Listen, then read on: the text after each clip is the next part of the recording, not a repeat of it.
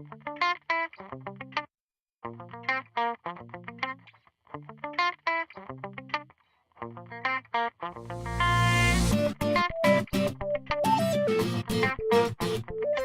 first experience with Norco College wasn't necessarily as a student.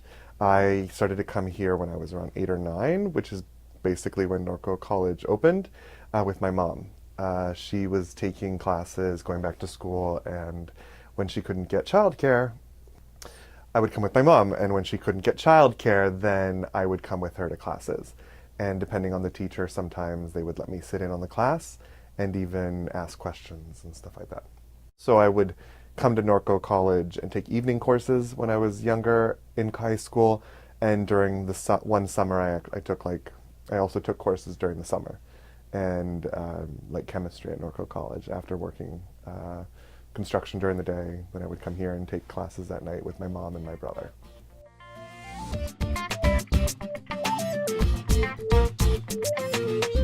I graduated high school, and thanks to advanced placement courses as well and the classes I took at Norco College, I kind of entered university as a sophomore.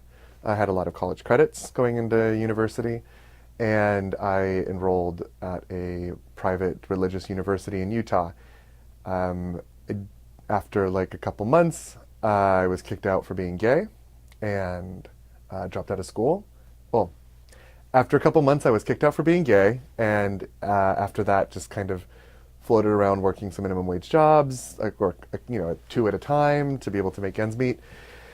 And when I wanted to go back, when it came time where I decided that I needed to continue my education, to continue the path, to get a college degree, I moved back from Utah to come to Norco College.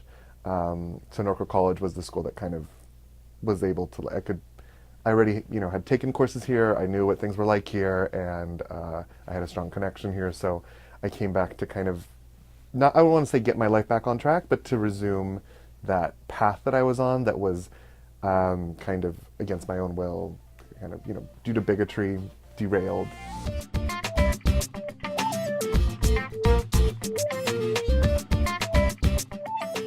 I was able to just throw myself into college. I was working full-time, so I would work during the day and then come to college at night, and the flexible schedule and the course offerings, I was able to make good progress, right? I was even taking classes on Saturdays sometimes, and so, yeah, I guess my experience here as a student, post-high school, which is kind of a different type of student, I really enjoyed it. I felt like I made, the professors were always super high caliber.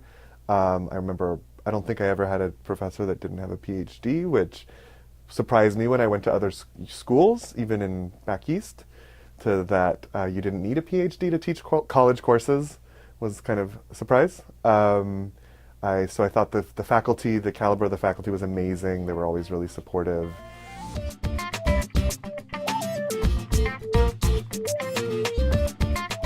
So then I didn't go to school for a while, was just working, and then I started up again and went to Cal State Fullerton. I got my bachelor's in linguistics from Cal State Fullerton and a master's in applied linguistics, and I also did a TESOL certificate, so teaching English to speakers of other languages at Cal State Fullerton.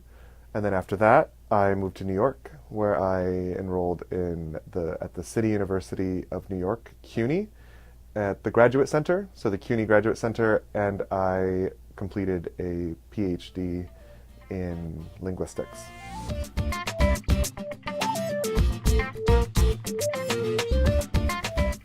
I'm a first-gen college student. My Latinx family had a lot of barriers to education. I am the first one in the family to get a master's and get a Ph.D. as well.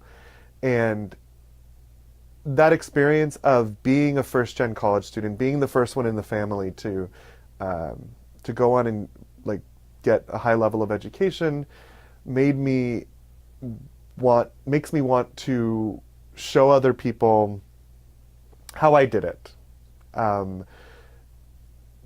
Because as a first-gen college student, at times it can feel like you don't know how to get to where you want to go, or that it's not even doable, or that's not something that our people do.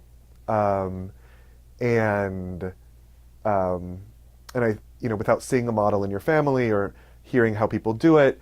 And yes, there are barriers preventing, sometimes physically or not physically, sometimes physically, financially, preventing you from succeeding or going on in education or different paths in education or in your life. I think oftentimes the path is there and it's just kind of hard to find. And so my goal in life is really to kind of take what I've learned in this journey and shine a light on the path that's for people in my family and other people, especially people who also go to community colleges and are non-traditional students.